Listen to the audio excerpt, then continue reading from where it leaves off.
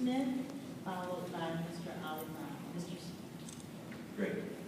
Thank you for the opportunity to speak in strong support of the draft EPA Clean Power Plan. My name is Dr. Stephen Smith. I'm the Executive Director of the Southern Alliance for Clean Energy, cleanenergy.org. Our organization works across the Southeast to reduce the health and environmental impacts of how we produce and consume energy. Trained in the sciences as a veterinarian, my biology and chemistry background, coupled with my training in systems theory, has enabled me to follow the complex, yet rapidly changing global climate science and the increasingly apparent impacts of climate disruption. While my training and vocation motivated me to speak in support of the rule, my primary motivation is that I am a father of 3 sons and I have 2 grandsons. It is in my role as a father and a grandfather that I worry the most about what kind of world we will leave for our children. I have been blessed in my 50+ years to see and enjoy healthy coral reefs, beautiful beaches, biologically diverse mountain forests, abundant farms and gardens, never seriously worrying about our food supply. My years of healthy southern living have been made possible by a stable climate with few extremes and the work of generations before me that understood and accepted science and took actions that eradicated many vector-borne diseases like malaria in our region. The commitment of every previous generation to attempt to leave the world better for the one who follows has made my life rich, comfortable, and fulfilling. I fear that my generation is not committed to the same future for our children. Rejecting science, failing to address and curb global warming pollution, which is leading to climate change and extreme climate disruption, shreds the intergenerational commitment of leaving a better world to our children. Irresponsibly passing a future of increasingly extreme climate will ensure that my children and grandchildren have much diminished life. This is not acceptable to me as a father and a grandfather. Why, when we have the tools to address this problem, would we choose to place our children's future in peril?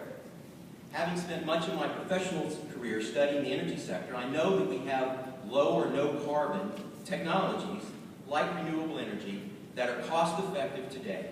We have a deep well of energy efficiency technologies that can dramatically reduce waste and squeeze more work out of each kilowatt we produce.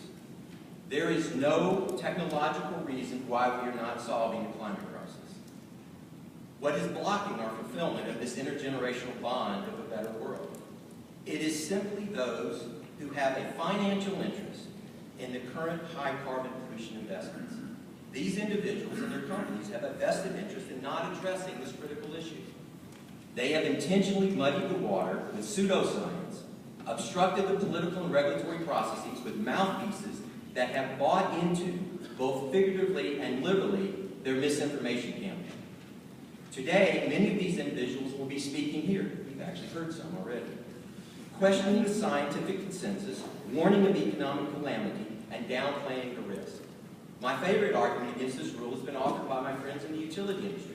They complained about how complicated this rule is. The most complicated rule ever issued, I've heard them say. Of course, these are the same voices that have repeatedly called for greater flexibility in rulemaking. See, if EPA had issued a simple command and control emission target, these voices would cry it was too prescriptive and not flexible enough. Now, given a flexible rule with multiple pathways of compliance, it's too complicated. Let us not make this too complicated. The objection to this rule is here for one reason and one reason only: to protect the interest of the industries that emit carbon pollution or protect their investment in technologies that emit large amounts of carbon at all of our expense. They ignore the innovation, the technological advancement, and the power of a properly configured market to solve this problem, choosing instead to cling to an outdated worldview and business model. Yes, in a free society they have that right, but one right they do not have is to allow their poorly conceived business interests to shred the intergenerational compact of all mothers and fathers, myself included, that we will leave the world a better place than the one we inherited for our children and grandchildren. That is why I ask EPA to move forward with deliberate speed on this long overdue, modest rule to start us on a path to the future of addressing carbon pollution. Thank you.